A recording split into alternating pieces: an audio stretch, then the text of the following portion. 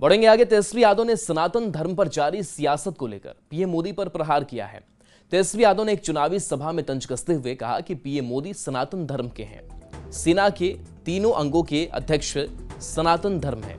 सभी राज्यों में मुख्यमंत्री सनातन धर्म के हैं। फिर भी ये लोग कह रहे हैं कि हिंदू धर्म खतरे में है। तेजस्वी ने कहा कि धर्म को खतरे में बताने वाले ये लोग बताना ही नहीं चाह रहे हैं कि रिकॉर्ड तोड़ बेरोजगारी से 60% युवाओं का वर्तमान और भविष्य खतरे में है।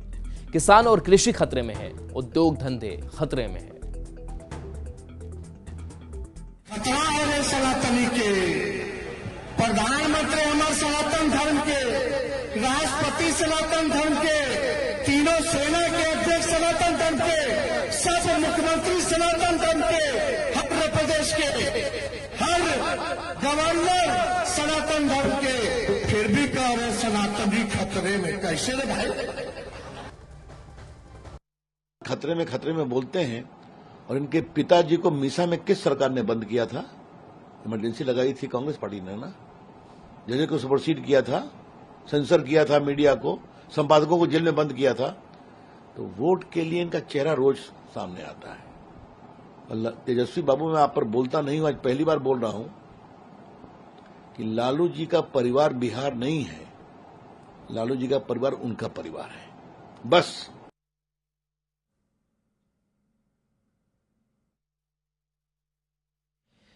तो ये पोस्ट तेजस्वी यादव का हम आपको दिखा रहे हैं और जिस पर बीजेपी ने भी पलटवार किया है कि जब भी चुनाव का वक्त आता है ऐसे बयान उनके सामने आते हैं और लालू प्रसाद यादव पर भी बीजेपी निशाना साध रही है। लेकिन इस बीच आपके स्क्रीन पर ये पोस्ट आपको दिखा रहे हैं जो पोस्ट तेजस्वी यादव ने किया है और तेजस्वी यादव ने सवाल भी पूछा है।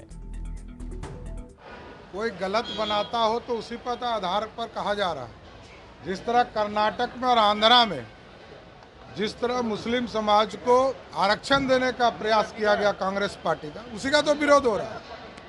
इस भारत को श्रेष्ठ बनाने में मोदी जी लगे हैं और लालू जी का पूरा परिवार बिहार और देश को लूटने में लगा है।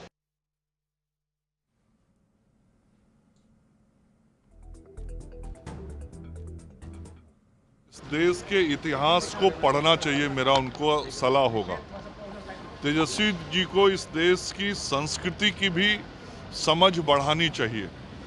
और यह जो पुरातन देश है, इस देश की जो संस्कृति और परंपराएं रही हैं, तेजस्वी जी उसको पढ़ लेंगे, समझ लेंगे तो सब कुछ उनके मानस में स्पष्ट हो जाएगा। यह देश कैसा है, देश के लोग देश को कैसा रखना चाहते हैं और देश कैसे आगे बढ़ेगा।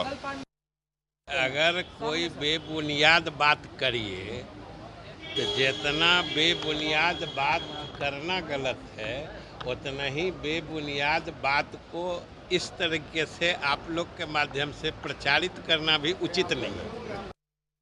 यहाँ हिंदू, मुस्लिम, सिख, ईसाई का कोई डिस्टिंक्शन नहीं है। सब बराबर हैं। जो जैसे होता है, जिनकी योग्यता होती है उसके आधार पर होते हैं।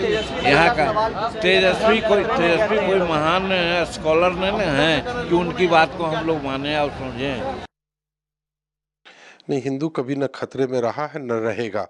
हिंदू सनातन धर्म से चला आ रहा है, आज से हिंदू नहीं है। दूसरी बात, अगर देश की जहां आबादी 80% हिंदू है तो यहाँ तो धर्मनिरपेक्ष में, यहाँ तो हमारे अब्दुल कलाम साहब भी राष्ट्रपति बने हुए हैं और इससे पूर्व के भी राष्ट्रपति बने हुए हैं। अल्पसंख्यक ऐसी वाली बात तो है नहीं। ये आपका एजेंडा है कि हमें पहला अल्पसंख्यकों पर देश के खजाने का पहला हक मिले। ये किस बात का? देश का जो नागरिक है, जो भारतीय है, उस पर पूरे देश के खजाने का हर एक व्यक्ति पर बराबर का हक है। देखिए, उन लोगों के पास कोई मुद्दा नहीं है, इसलिए इस तरह की बात करते हैं। इसलिए उनके इस बात में कहीं से कोई उन लोगों के पास कोई मुद्दा ही नहीं है कि क्या बोलें, तो कुछ से कुछ बोल रहे हैं। बढ़ेंगे आगे।